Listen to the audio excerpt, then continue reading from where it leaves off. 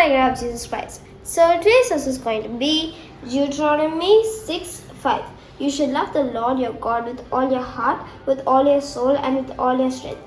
So verse வந்து God கூட சொல்கிறாங்க வந்து நம்ம வாழ்க்கையில் வந்து நம்ம வந்து காட் வந்து நம்மக்குள்ளே இருக்க எல்லா ஸ்ட்ரென்த் வச்சுமே வந்து காட் மேலே வந்து நம்ம வந்து அன்போடு வந்து இருக்கணும். இப்போ பார்த்தீங்கன்னா நிறைய பேர் வந்து இருப்பாங்க, ஒரு நேம் சேக்காக நான் வந்து கடவுள் வந்து ட்ரெஸ் பண்ணுறேன், எனக்கு கடவுள் வந்து ரொம்ப பிடிக்கும் அப்படின்ட்டு ஒரு நேம் சேக்காக வந்து நிறைய பேருக்கு வந்து அவங்க வந்து சொல்லுவாங்க. ஆனால் நிஜமாலே வந்து அவங்க வந்து கடவுள் மேலே வந்து ஒரு இம்பார்ட்டன்ஸே வந்து கொடுக்க மாட்டாங்க.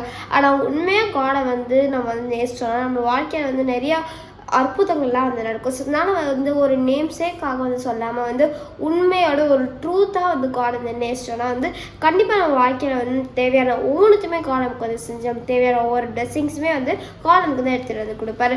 நம்ம வந்து எப்போவுமே சாத்தான எவ்வளோ தான் பிரச்சனை நம்ம வந்து டெஸ்ட் பண்ணாலுமே சரி, நம்ம அதை வந்து பெருசாக வந்து எடுத்துக்காமல் வந்து காட் வந்து ஃபாலோ பண்ணி போனோன்னா கண்டிப்பாக நம்ம வாழ்க்கையில் வந்து பெஸ்ட்டாக வந்து இருப்போம்.